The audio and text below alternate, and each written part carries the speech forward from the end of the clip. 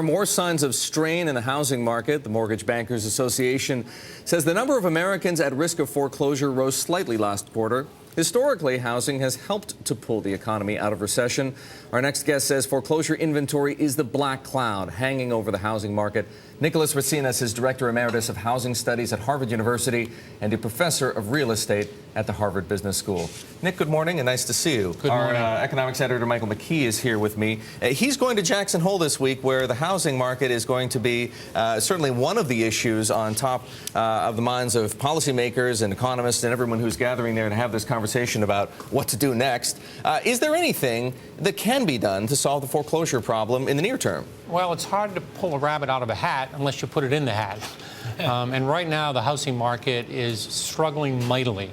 It has, as you pointed out, these foreclosures that linger over the market. And as long as they're out there, they'll put downward pressure on prices. They'll make people skittish about buying homes. Well, there's been a suggestion from a lot of quarters that the government do something to modify mortgages, to force modifications, to enable more people to stay in their homes. But is there a practical way to do that, given the tangled mess that mortgages are, the second liens, the number of people who sell mortgages and that sort of thing? It would be very, very difficult. It would have been easier to do at the beginning of the crisis. By now, many people have not made payments for a year or two. We have this foreclosure fiasco that's still in litigation, still in negotiations. So we can't even get the homes through the pipe. They're struggling in the pipe. They're coming out the other end. And when they do, as I said, they further challenge the housing market. Nick, Mike and I were laughing a couple of weeks ago when Barton Biggs, the hedge fund manager, was on saying that QE3 should be the Fed going out and buying single-family homes, which, of course, the Fed cannot do. But let's put the humor aside for a moment. Should the government or the Fed be active in the housing market?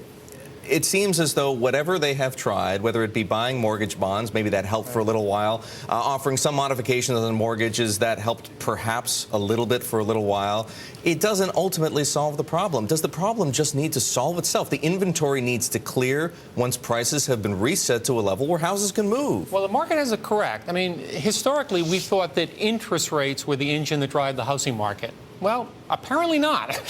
Interest rates are at a 50-year low, and the Fed, I think, deserves lots of credit for trying to keep those rates low, but it's much more than interest rate. In large measure now, it's the economy. People are worried about their job. If they're worried about a job, they're not going to buy a home. They're going to have difficulty making their mortgage payments. So it's the economy probably more than the housing market now. Now, this overhang of homes that is in the bankruptcy foreclosure pipeline, how long do you think that's going to take to clear? And who's at fault for slowing it down? Is it the banks because they're afraid of litigation, or is it just such a large amount of homes out there? Well, part of it, certainly mortgage servicing in this country has been dysfunctional. The banks were not, and the servicers were not prepared for the volume of homes that are in foreclosure overall. But lest we forget, this is a very big country. And there are parts of the country that are starting to see some stabilization. But there are parts that are ways away. You look at where we had the overbuilding in the Southwest and South Florida. We're probably 2-3 years away at a minimum. But you look at parts of the Northeast, there seems to be some signs of stabilization.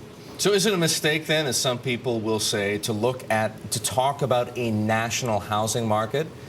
And if that is the case, can you really make housing part of the discussion about the overall economy when housing is so regional, so local, and some markets are doing well and some markets, as you point out, have a long way to go? Well, local housing markets are, by definition, local. That's why they're called local housing markets. But we do have a national housing finance system. And the problem now is we've reacted to the excesses of the past. We've tightened the credit spigot. So even those people who might be interested in buying aren't able to access credit, to get credit to buy that home. Carl Case of Case-Shiller Indexes says housing could lead us into another recession. Other economists say no, housing's so depressed it can't. What do you think? It's hard to know. We're going to have later this morning. We'll have the numbers on new home sales. We're building so few homes now. We're building as few homes as we did 60 years ago. So it seems like we're pretty close to what is a bottom. But again, being close to the bottom does not mean we're on the verge of recovery. Nick, it's great to see you here. Please come back soon. Nicolas Retsinas. He is a professor of real estate at the Harvard Business School and Director Emeritus of Housing Studies at Harvard University.